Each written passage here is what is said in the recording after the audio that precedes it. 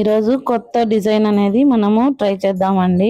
ఇందుకోసము 10/10 రేషియోలో నేను ఓపెన్ చేసి చూపిస్తున్నాను. ఫస్ట్ మనము కలర్ఫుల్ బ్లాక్ గ్రౌండ్ అని సెర్చ్ చేయాలి.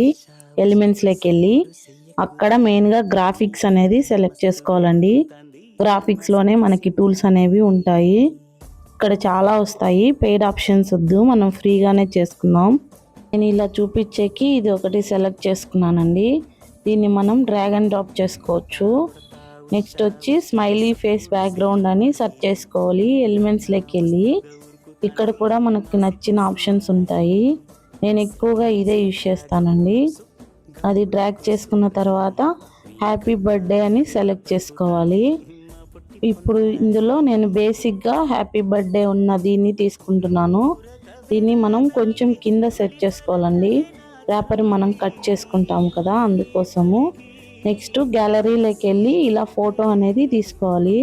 దీన్ని మనము క్రాప్ చేసుకోవచ్చు, అలాగే ఇలా సైజ్ కూడా తగ్గించవచ్చండి. ఇలా ఎడ్జ్లో డ్రాగ్ చేస్తే సైజ్ అనేది పెద్దగా అవుతుంది. మీరు నేమ్ కింద ఇవ్వాలనుకుంటే ఫోటో పైన సెట్ చేసుకోవాలి. నేను కింద ఇవ్వాలనుకుంటున్నాను. టెక్స్ట్ అనేది మనం టైప్ చేసుకున్న తర్వాత దాన్ని ఇలా కిందికి డ్రాగ్ చేసుకోవచ్చండి.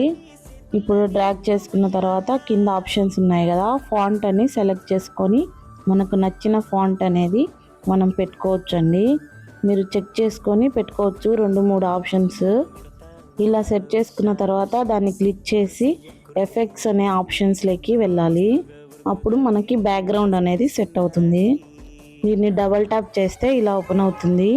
మనకు నచ్చిన కలర్ అనేది మనం సెలెక్ట్ చేసుకోవచ్చు. ఇప్పుడు దీన్ని సెలెక్ట్ చేసుకున్న తర్వాత మనం సైజ్ అనేది ఇంక్రీజ్ లేదా డిక్రీజ్ చేసుకోవచ్చండి. ఇవన్నీ ఎప్పుడైనా మిడిల్లో ఉండేలాగా చూసుకోవాలి.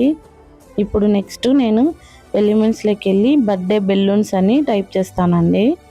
మా అబ్బాయి ఆ బెలూన్స్ అనేది చేతిలో పట్టుకున్నట్లు ఇలా డ్రాగ్ చేసుకొని ఇలా రొటేట్ చేసుకుంటే మనకి సెట్ చేసుకునేకి ఉంటుందండి. ఇది చాలా బేసిక్ డిజైన్.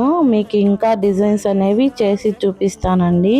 కోసం మీరు నా పేజ్ని అనేది ఫాలో అవ్వండి. చూసారా, మనం ఇలా సెట్ చేసుకొని పెట్టుకోవచ్చు. ఎటువంటి బ్యాక్గ్రౌండ్ అయినా కలర్ఫుల్గా ఉండేలాగైనా సెట్ చేసుకోవచ్చు. Thank you.